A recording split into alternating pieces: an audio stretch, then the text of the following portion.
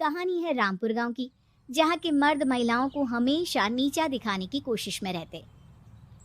अरे अभी तक खाना नहीं आया क्या? मुझे एक और शादी करने की जरूरत है। नहीं जी नहीं, ऐसा मत करना, वरना मैं कहाँ जाऊंगी। खाना लेकर मैं अभी आई जी। गांव की पंचायत में भी फैसले हमेशा औरतों के खिलाफ ही रहते। मैं जो फैसला सुनाता हूँ वो भगवान की आज्ञा होती है। इस लड़के ने अपने मन से शादी करके अच्छा नहीं किया।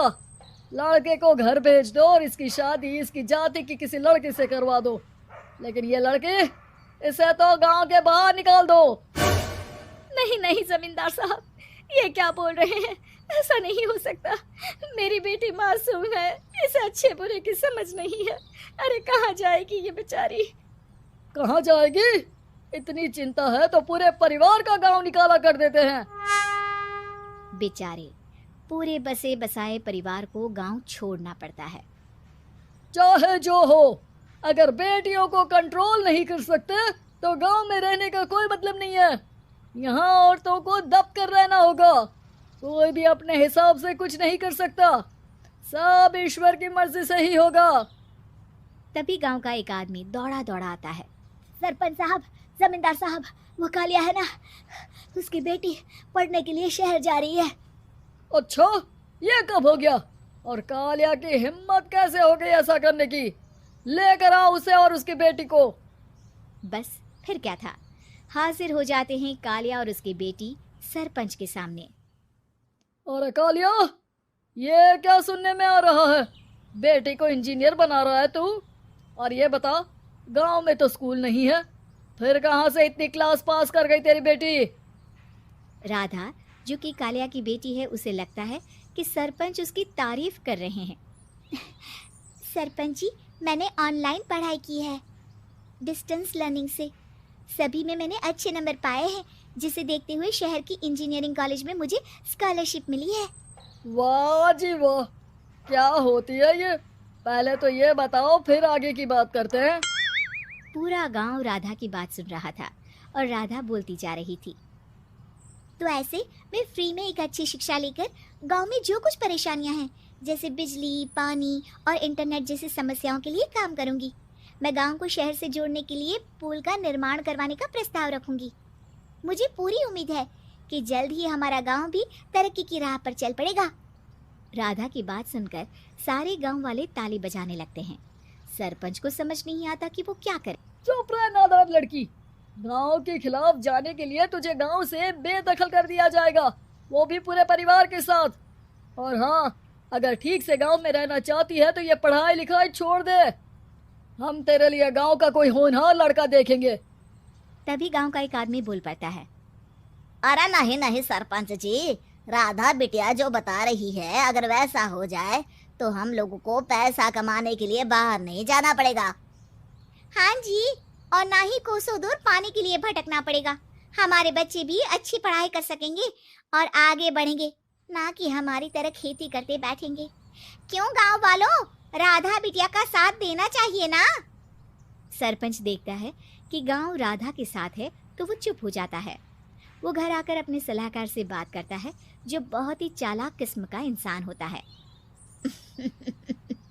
अरे सरपंच साहब, आपको बहुत ही होशियारी से काम लेना पड़ेगा। एक बार गांव तरक्की कर गया, यहाँ के बालक पढ़ लिए तो कोई ना पूछेगा आपको। और फिर ये जो बेटा और बेटी है ना आपके, इनको भी आम लोगों की तरह ही जीवन जीना होगा। हाँ, लेकिन करे तो क्या करे? वो ना, आप मुझ पर छोड़ दीजिए, बस मैं जैसा बोलूं करते जाइए।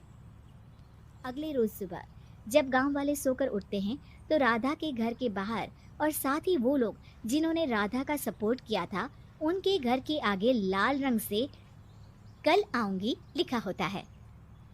कल आऊंगी? ये क्या होता है? अरे यह तो खून से लिखा है, लगता है कोई भूत प्रेत या चुड़ैल का साया है। चलो सरपंच जी के पास चलते हैं। सभी सरपंच के पास जाकर उसे सारी बात बताते हैं। अरे ये तो बड़ी मुश्किल की बात है। चलो, मैं एक बाबा को जानता हूँ, उन्हें बुला लेता हूँ। सरपंच बाबा को लेकर गांव के घर के बाहर जाता है। ओहो, तो ये वो चुड़ैल है जो उन लोगों को निशाना बनाते हैं जो गांव को बदलने का सपना देखते हैं। वो गांव को ऐसे ही संपन्न देखना चाहती है। वो नहीं चाहती कि कोई बाहरी यहाँ का कायाकल्प करे। क्या तुम लोगों में से किसी ने गांव को बदलने की सोच रखी है? तभी राधा की माँ रोते रोते आती है। मेरी राधा घर से गायब हो गई है। अरे कोई तो बचाओ, मेरी बच्ची कहाँ गई?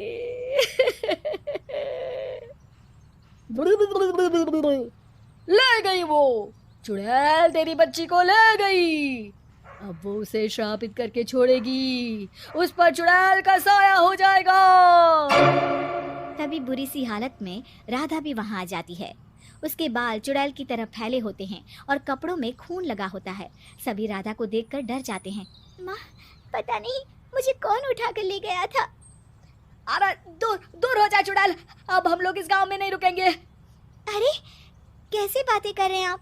कल तो आप मेरे भरोसे गांव का हुलिया बदलने, अपने बच्चों को पढ़ाने और तरक्की उन्नति की बात कर रहे थे, तो आज क्या हो गया आपको? ये फिर तुम लोगों को बहकाएगी। ये चुड़ैल गांव में आ चुकी है। ऐसे ही ये तुम्हारे घर के बच्चों को भी ले जाएगी। गांव वाले राधा को गांव से बाहर निकाल देते हैं। उसके माँ बाप रोते रहते हैं, लेकिन गांव वाले नहीं मानते। मैं भी अपनी बहन के साथ गांव के बाहर रहूंगा, लेकिन वो पढ़ाई नहीं छोड़ेगी। वहीं सरपंच के घर पर सलाहकार कहता है, देखा, सांप भी मर गया और लाठी भी नहीं टूटी। लेकिन अगले ही दिन सरपंच के घर के बाहर भी वही शब्द लिखे होते हैं। और फिर सरपंच की बीवी कहती है, हमारी बेटी को किसी ने अगवा कर लिया है। तभी राधा का भाई वहां आ जाता है। अरे गांव वालों, मैंने सरपंच जी की बेटी को देखा था। वो चुड़ैल उसे उठाकर ले जा रही थी। अरे क्या मजाक कर रहे हो? नहीं नहीं सरपंच जी, आप नहीं जानते। वो चुड़ैल अब आपकी बेटी में आ जाएगी, जैसे राधा के अंदर आ गई थी। तभी सरपंच की बेटी वैसी ही हालत में वहां आती है जैसे राधा आई थी। पापा, पता नहीं कैसे मैं गायब हो गई थी। चुड़ैल, इसके अंदर भी चुड़ैल का साया है, मारो इसे। अरे नहीं नहीं, इसे भी राधा के पास गांव के बाहर ही भेज दो। अरे चुप रहो, मेरी बेटी कहीं नहीं जाएगी और चुड़ैल वुड़ैल कुछ नहीं होता है। अरे कैसे बात कर रहे हो सरपंच जी? आप तो बोल रहे थे कि आपका फैसला भगवान का ज्ञान होता है, तो अपने पर बात आई तो अब आप ऐसे बोल रहे हैं। अरे ना ना ना, आपको अपनी बेटी को त्यागना ही होगा। अरे बुलाओ बाबा को। राधा का भाई बाबा को ले आता है, जिसे अब गांव वालों के डर के कारण सच बोलना पड़ता है। मैं कोई बाबा नहीं हूँ, मैं तो मोची था। ये सलाहकार महोदय ने मुझे कहा था एक्टिंग करने को। वो मुझे पैसे देने वाले हैं। अब मुझे माफ कर दो। गलती हो गई, मुझे माफ कर दो। तभी वहां राधा आ जाती है। देखा सरपंच जी, जब गांव के बच्चे साक्षर होंगे तो आप जैसे लोगों की चालाकी नहीं चलेगी।